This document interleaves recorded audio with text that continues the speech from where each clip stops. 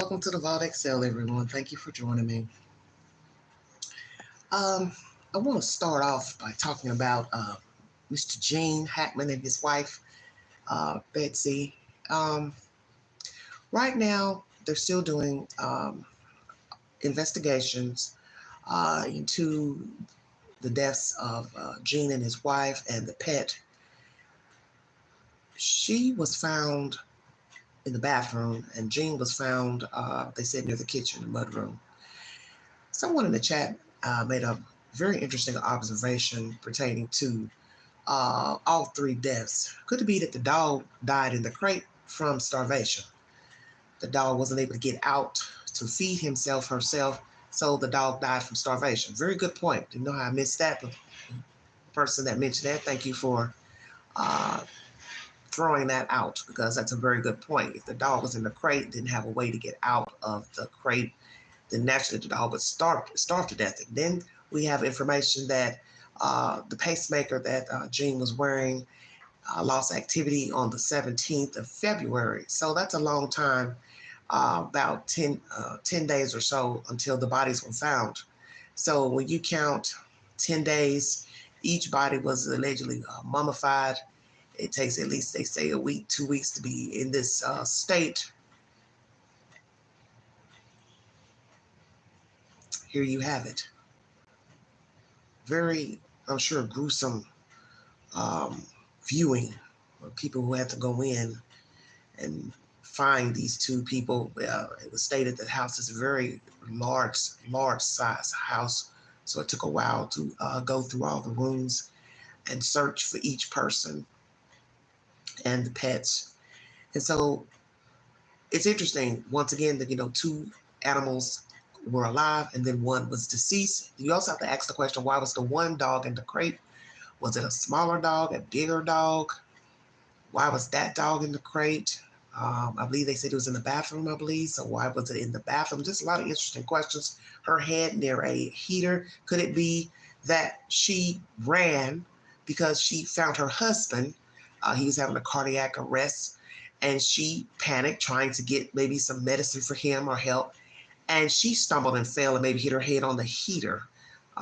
Naturally, these are older people. Older people tend to get more cold than younger people, brittle bones. So that's one option, that this was natural cause and accidental. Mr. Hackman had a cardiac arrest. The wife found him. Don't know if she heard him fall or he hollered, screamed, whatever. And maybe she ran to try to get some meds.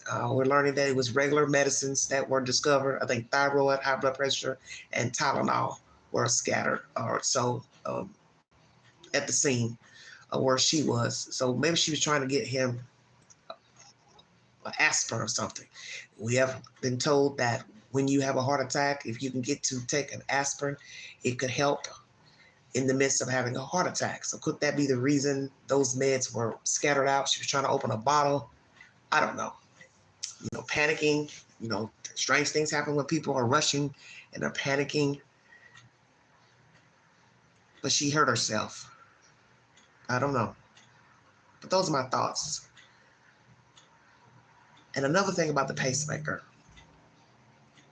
Newer pacemakers will alert a doctor, your doctor, that the pacemaker is malfunctioning. So if Mr. Hackman had an older pacemaker, then I would assume it did not alert a physician or had the capability to alert a physician. So did he have an older pacemaker? And if so, how old is the pacemaker? How long did he have it in? Was it working thoroughly? So you have to ask those questions as well. Was the pacemaker even working? How long has he had it in? How many times does he have to go in to get it refurbished or renewed? Because I don't know much about pacemakers, but just saying. How old was it? When did he get it installed? Had he been having any troubles out of it? Had he been having any type of cardiac arrest issues before? Feeling sick, woozy, dizzy, headachy, out of breath. It's an elderly man.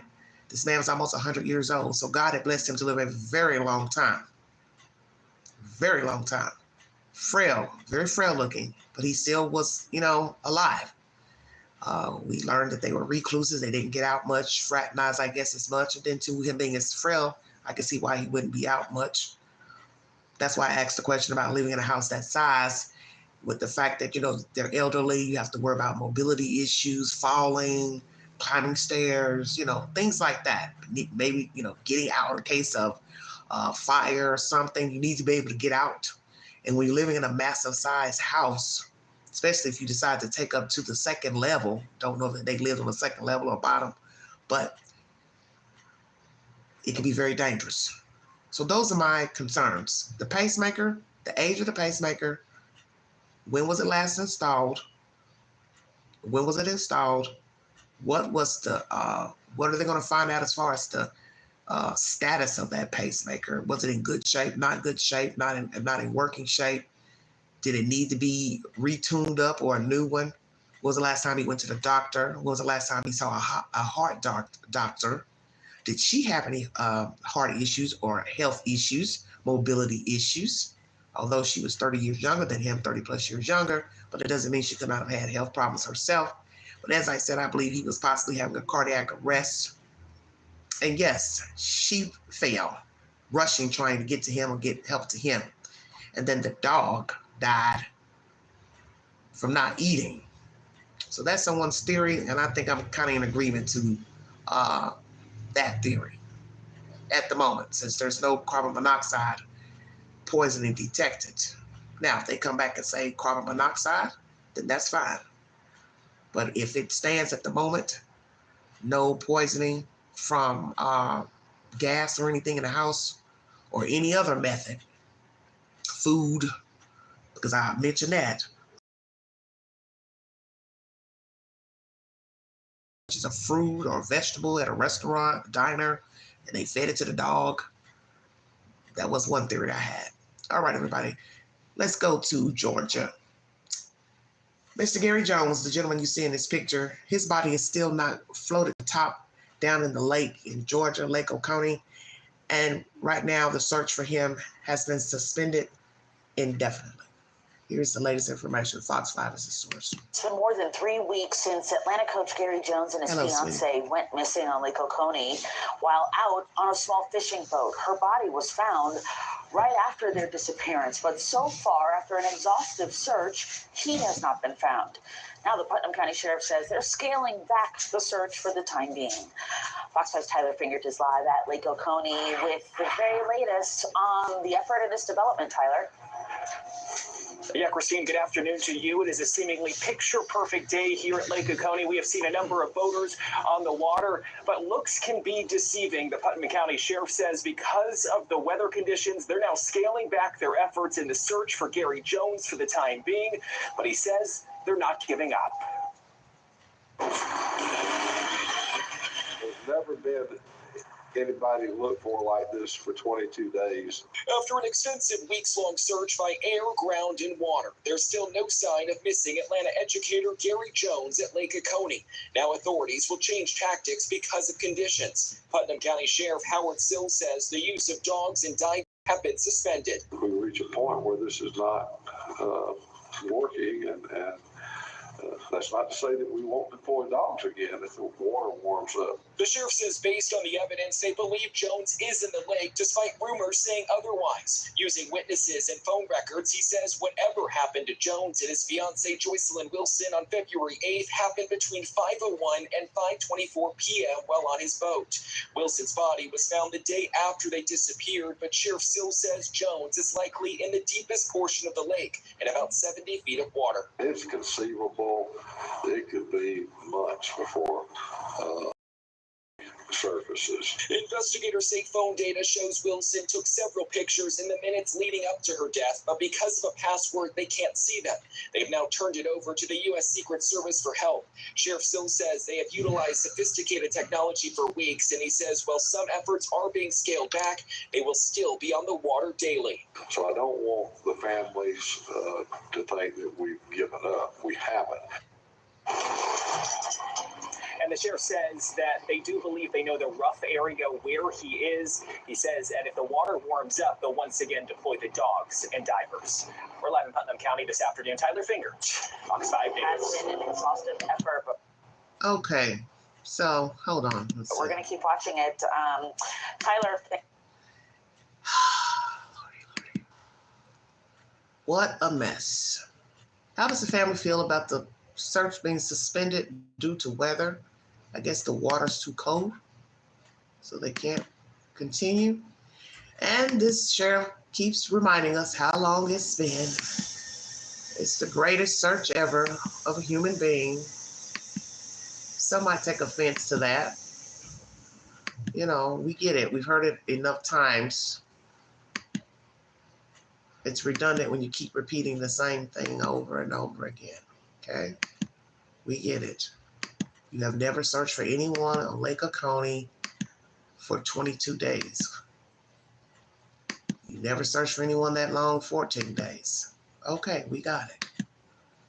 It just sounds, disrespectful considering the worst case scenario if indeed the man is in the water, okay? And he's not alive. So, Gary L. Jones is suspected to be down there 70 feet below surface. So where exactly do you all think he is? Information about Miss Jocelyn's phone, 5:01 to 5:24 p.m.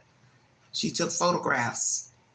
So let me guess, she sent these pictures to someone or she posted them to social media such as Facebook, Snapchat, IG, TikTok, and you have a timeline of when the pictures went in on social media. They're having difficulties with their phone, so now they're calling on the Secret Service to break into the phone to get certain information. This is a wicked, wicked story. And the fact that the lady had the phone in her hand at the time of discovery in the water is even more baffling. The fact that she's holding on to a phone and she's dead. You have to really wonder how the hell that happened. How in the hell did that happen? She's in the water with a bit of water in her lungs, bit of air in her lungs. Almost like she was, it makes you think she was deceased when she hit the water. So I'd have to ask, if she was still limber, wouldn't the phone fall out of her hand? I'm just saying.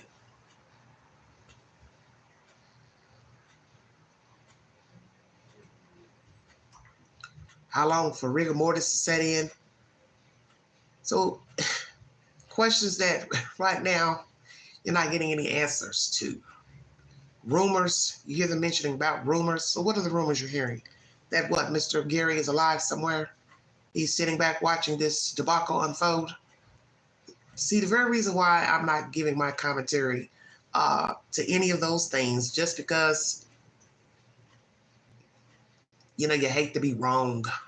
And I'm not into conspiracies and, wild out stories, but I know anything is possible. And the one thing I know is that I don't know these two people. I just know they were a couple that allegedly went to celebrate this man's birthday on a TikTok boat, and they never came back from that trip. And she's found floating with a phone in her hand, and he hasn't been found. And I've heard no mention of the hotel where they stayed, anything left behind, anyone speaking on the relationship, courtship, if they really got along, didn't get along. Was this a makeup trip? I haven't heard of anybody that works with him, works with her. Any commentary to say, this is what she said about him. Well, this is what he said about her. It would be nice to hear something so we can get an idea of who these people were and how they came to be on this boat and how they never returned from the trip. Because I'm sure many people are asking what happened on that boat. So now we've got a timeline of 5:01 to 5:24. Meaning what exactly? She posted pictures between this time, 20 minutes, and then what? Fell overboard or thrown overboard. Because you only have a few options. You fell over, you were pushed, you jumped, or somebody came along and forced you out of the boat. Which is it? So did somebody come along on the water to play funny games with this couple? A few years ago, there was a very horrendous crime that took place on this same lake of an older white woman who was thrown into the lake, I believe, with cylinder blocks tied to her body. She sunk. And her husband was decapitated and head removed, and they found his body in their garage. And when I think back to that event, I think of that movie, Funny Games. Please check it out. It is not for many people. Let me say this. For anybody that's into, mysteries and thrillers, but that movie comes to mind with that case of the elderly white couple. Young people playing funny games with very wealthy people who just so happen to live on a lake and held them hostage in their house to play mind games with them before a devastating end. And trust me, when you watch the ending of that movie, your mouth will draw open. So I thought about that movie when I heard that story, and I only knew of that story because of these two here.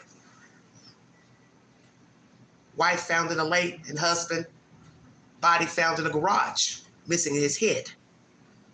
And I was thinking, did someone play funny games with that couple? Because that crime is still unsolved down there in Georgia. Stay woke now. Now fast forward, a black couple are on a boat, a TikTok boat, and she floated up a day later, and he has not. So this is why I said you need to know something about these people to get to the gist of what happened on that boat. 12-foot Jean boat, very small, allegedly not equipped for the waters, not the best type of boat to be on those waters. A lot of debris under the water, such as tree limbs, branches. Allegedly nothing happened to the boat. The boat wasn't injured. Nothing crashed into the boat. But did the boat hit something, knock them out of the water perhaps? Had they been drinking, not paying attention? Did somebody get angry, wanted to play a joke, a prank? Went too far? Don't know. It's just a strange, strange story. And that's what's so sad about things like this. This is where all the conspiracies come in. He did it, she did it, this one did it, when nobody knows the truth.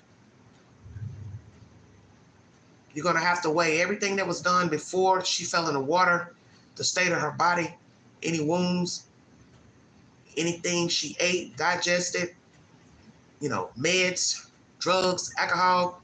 Same thing with this man. And the longer he stays down in that water, his body will deteriorate. And that's the rough thing. We're talking about 3 weeks. That's a long time to be deceased and trying to get forensic information from remains. What happened on that boat between Gary Jones and Jocelyn Wilson? I don't know. Will his body float up? I don't know. Because if he's tangled up under there, he may never float up. So they're going to be doing searches from the shore. So that means they're just going to be watching to see, I guess, if he floats up and then glides his way to the shoreline. It's a hell of a gamble. That's a hell of a gamble. And you remember the case of the young boy, college student last year, how long we waited for his body to float up down in Nashville. And he was hung up under a barge, reason why his body hadn't floated up. And he had traveled some miles from the location from downtown under that bridge. So the body can travel, especially when you're talking about traveling in a river. Very scary information. A lot of times when people have accidents on the water, such as lakes, usually the body floats up pretty quickly. So far, that has not happened in this case with Mr. Gary. In other breaking news, Jay-Z has decided to sue the female that accused him of sexual assault alongside Sean Puffy Combs. Now, Jay-Z, why do you want to sue this woman? For what? You should just be glad she dropped the suit. Now he and the lawyer are saying, oh, we knew it was fraudulent, it wasn't true, blah, blah, blah. Well, okay, if you know it's not true, She's dropped the suit, then be grateful she dropped it so you can move on and live your best life. Why are you going to sue her? She doesn't have anything. Sue her for what? You want to sue her because you want her name revealed. Is that where this is going? Because that's what you wanted all along. You wanted her name to be revealed so people can know who she is. Why? So people can say, what? She's a liar. There goes the liar. I don't know what happened. I don't know if you assaulted this young lady when she was a younger person or not with Sean Puffy Combs. But what I think you should do is be grateful that the suit has been dropped and let it go. Somebody's going to find out who she is anyway, because we have a lot of resourceful people who love digging up stuff. So somebody will put her name out there anyway, just because. But you should be, sir, elated that she dropped the suit and keep it moving. Mr. 47 has decided he wants his face on the $100 bill. So he wants Benjamin Franklin's face to be removed from the money. No, Mr. Trump, we'll pass. Or I'll pass. I don't need to see you on my money. And I'm one of those type of people that love cash. Don't care for all that running up a debit card every day. But I swear I don't want to look at Donald Trump on my damn money. I'm just saying. He also doesn't want, as I brought you commentary, transgender people in the military. And of last check, I believe it was a week ago, he was calling for all of them to be removed from their posts, positions, transgender persons. A few of his executive orders have been blocked by United States Supreme Court, such as the federal freeze, but he is still on a roll. And I know he's lost his damn mind thinking he looks good enough to be on a $100 bill. I don't want him on none of it. $1 or a $5 bill. I'm just saying. That's the latest, everybody. I'm not going to hold you all. The Queen's been under the weather the past several days since the weekend, so I'm not going to hold you all. But thank you for tuning into this live stream. Hope you all are well, and God bless. I love you. But that's the latest I have pertaining to Gene Hackman and his wife. They're still investigating this crime as suspicious. And as I said, both parties were found in different rooms in the home. He had a pacemaker on. They believe it stopped working the 17th. She was found in the bathroom near a space heater. And as I said, perhaps she found him disabled on the floor, tried to go get help, medical help or pills or something, and maybe she slipped and fell. And the dog died from not being fed. That was a theory from one of the chat members. As I said, my other theory would be they ate something poisonous or given poison directly on purpose, which I pray to God that's not the case, because that would be a horrible thing to think of, somebody poisoning two elderly people. Why would you do that? And they stay to themselves, so what problems could they have caused anybody? Not saying that they couldn't be little spitfires, because as we have learned about elderly people, they can get a little grumpy and become a little irate. So did they fall out with somebody, a neighbor, customer service somewhere, restaurant, bistro? They had food delivered and somebody put a little something in their food. I don't know. So I'm sure they would test the dog, see what the dog had eaten, last eaten, what she ate and what he ate to, rule out any type of poisoning, check the hair. Poison is always found, in the follicles of the hair.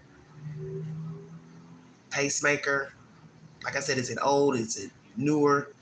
They said the newer ones can alert your doctor if it malfunctions. And I got a feeling his was probably older and it didn't alert his doctor. And then it'll be jacked up if we find out it did. And he never called the house or sent anybody over to say, hey, I need a welfare check done on my client, on my patient, because his pacemaker is beeping, sending me a signal, and I can't reach him. So did he have an older pacemaker? Very wicked story coming out of Santa Fe, New Mexico. That's the latest, everybody. Thank you, Miss Gwen, for joining us. You all have a wonderful week. I'll be back with more stimulating content. Oh yes, and the female out of New York that had the daycare, and she was manufacturing fentanyl at this daycare. She has received a 45-year sentence for selling drugs out of that daycare. Very baffling information as well. Storing drugs right atop where the children are laid on the mats. I just couldn't understand that. And I think she did what a lot of people do, stupidity. She felt like, well, I'll hide it in here where the children are. They won't search in here, which is the stupidest thing, because they went right there and searched it. They're going to search wherever the business is, the house, it's all the same. They're going to search everything. The freezer, basement, attic, dresser drawers, cabinets. So you can hide dope in a container that looks like, baby formula. They're going to open all that up. They're going to look at everything. And the fact that you would hide dope right in the vicinity of children where they sleep, it's just outrageous. And she's a young-looking lady, nice-looking girl. It's like you've thrown away your life. 45 years in a prison, messing with the worst drug, Something. No, not that, honey. She been laid down. Fentanyl came onto the scene. My goodness gracious. And that shit is lethal. Ask some of those people at the cemetery. Oh, that's right, they can't tell you. But they are living testimony one time of what that fentanyl can do to you. And the fact that this female was so honorary to be selling it or housing it in a daycare, and then she had the audacity to have it near the children in the daycare where the children were, where they sleep, where they play. It's very sickening. 45-year sentence. I'm going to put a poll up pertaining to number 47.